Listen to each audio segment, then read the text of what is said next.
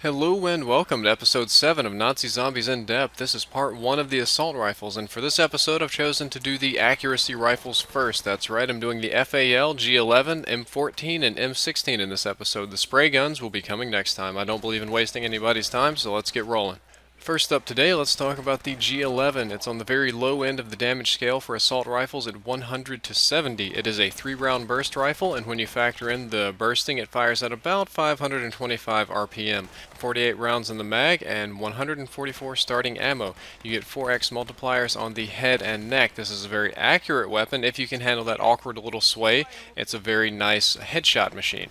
When you upgrade it, the upgraded G11 generator is still very low on the damage scale and does 150 to 100 damage over range, but it's now a fully automatic weapon. Almost all of your sway is gone, and it fires at an astoundingly fast 1250 RPM, which puts it just barely behind the AUG in damage per second, so this would be the second highest damage per second assault rifle when upgraded.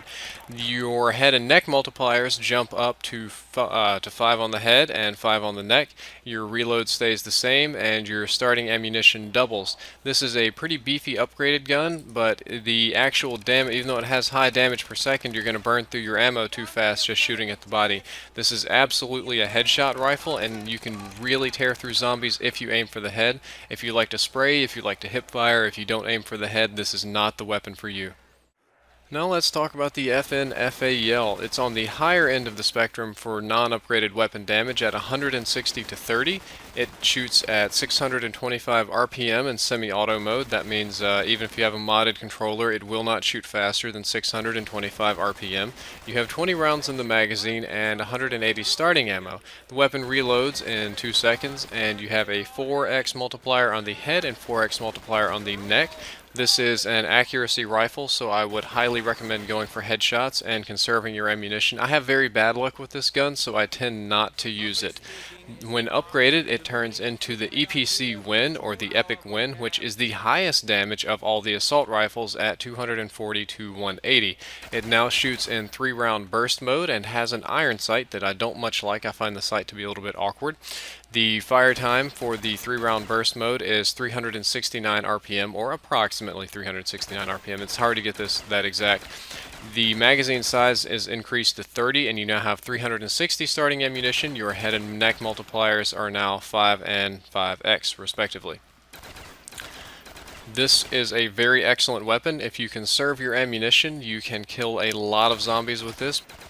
Comparatively, the M14 is actually quite low damage at 105 to 80 over range. It shoots at 625 RPM in semi-auto mode, reloads a little bit slower at 1.9 seconds, and you have 96 total starting ammunition.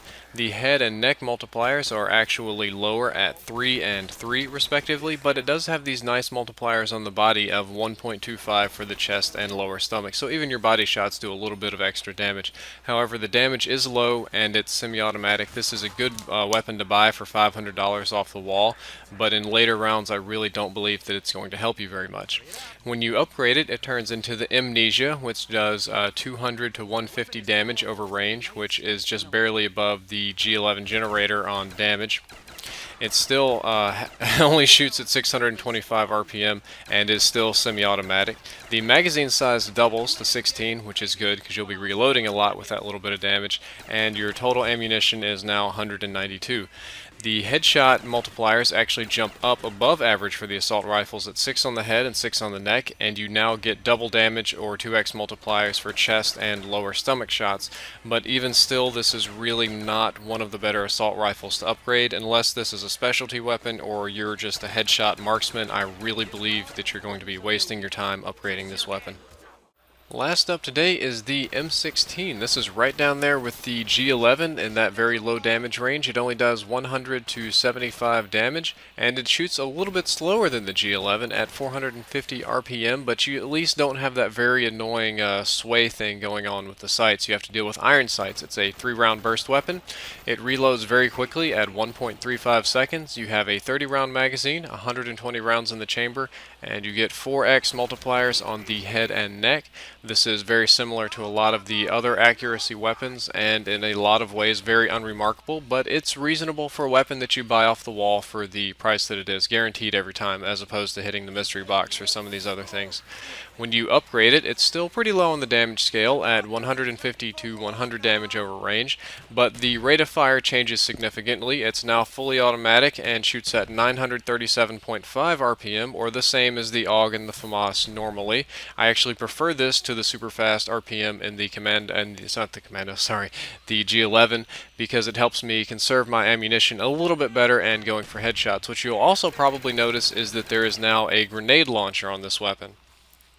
The grenade launcher is kind of neato because it's like having 3 guns at once, and that's going to be discussed in the launchers episode, which is coming after this episode, in the same way that the undermount shotgun on the Galil was discussed in the shotguns episode. The M16 is an okay upgrade because you do get an extra gun and you do get a I'm not going to say high damage. You get a reasonable damage accuracy weapon. If you don't have anything else, I would upgrade it. If you have a better weapon, I would just pass, to be perfectly honest with you. I hope you enjoyed this episode of Nazi Zombies in Depth. Don't forget to say thank you to my man Squarewave, who's been out there hitting the box, getting most of this footage for you. His channel link is right there first in the description. If you enjoyed this episode, subscribe. I'm going to be doing the other half of the assault rifles next, which is going to be the FAMAS, Galil, AUG, and Commando, or all the spray guns. And I hope I'll be seeing you guys there.